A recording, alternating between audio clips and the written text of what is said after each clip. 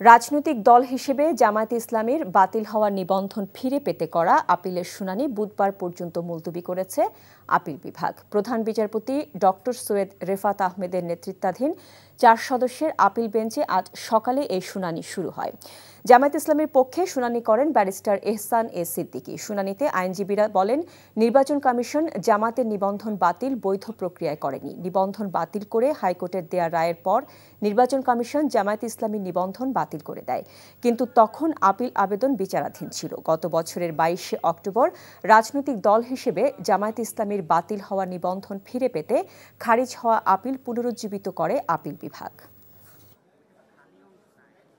নিবন্ধন ছিল ইলেকশন কমিশনে,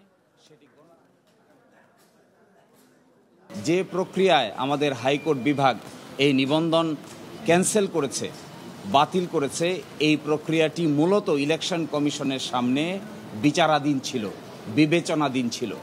ইলেকশন কমিশনের সামনে বিবেচনাধীন কোনো বিষয় আদালত এইভাবে ক্যান্সেল করতে পারে না।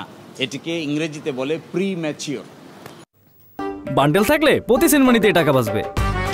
বিকাশ সেনমানি বান্ডেল কিনে জিতুন প্রতি লেনদেনে। নিবন্ধন ফিরে পেতে জামায়াতের করা আপিলের শুনানি হয়েছে। হাইকোর্টে আছেন সহকর্মী হাসান জাবেদ। আমরা সরাসরি যুক্ত হচ্ছি তার সাথে। জাবেদ, আজকে তো জামায়াতের নিবন্ধনের বিষয়ে শুনানি শেষ হয়েছে, তো আদালতের আবহ কেমন দেখছেন?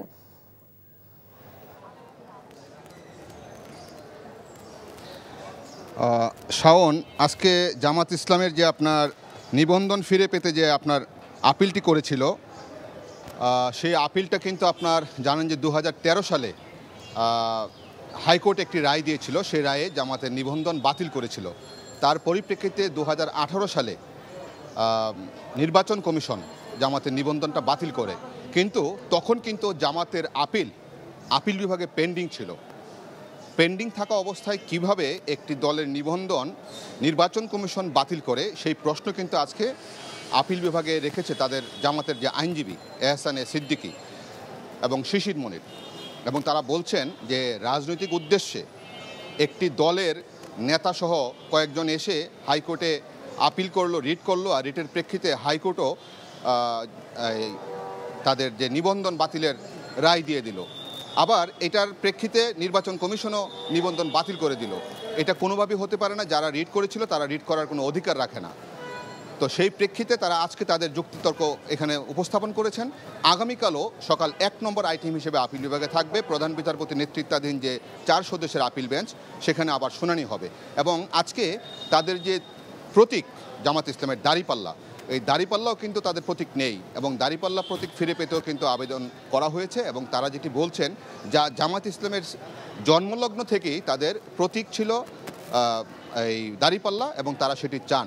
তবে এই হাইকোর্টের একটা মিটিংয়ে ফুলকোর্ট সভা বলে সুপ্রিম কোর্টের, সেই ফুলকোর্ট সভায় কিন্তু একটা সিদ্ধান্ত হয়েছিল যে সুপ্রিম কোর্টের যে প্রতীক দাঁড়িপাল্লা, সেই জন্য কোনো রাজনৈতিক দল এই দাঁড়িপাল্লা প্রতীক ব্যবহার করতে পারবে না। তবে এখন দেখা যাক, কালকে শুনানির পর, যুক্তির পর আপিল বিভাগ যখন রায় দিবে, তখনই বোঝা যাবে যে তারা আসলে নিবন্ধন ফিরে পাচ্ছেন কিনা, বা ফিরে পেলে তাদের প্রতীক কি দাঁড়িপাল্লা হবে না অন্য কিছু হবে, সেটা কিন্তু আপিল বিভাগে মীমাংসা হবে। তবে জামাতের আইনজীবীরা এবং নেতাকর্মীরা বলছেন, তাদের প্রত্যাশা, তারা আশাবাদ করছেন যে আপিল বিভাগ থেকে তারা ন্যায় বিচার পাবেন, প্রতীকও ফিরে পাবেন দাঁড়িপাল্লা, এবং তাদের নিবন্ধনও ফিরে পাবে। এবং রাজনৈতিক উদ্দেশ্যে যে হয়েছে সেটা আপিল বিভাগ বুঝতে পারবে, এবং সেই প্রেক্ষাপটেই তারা রায়টি পাবেন, এমনটাই বলছেন।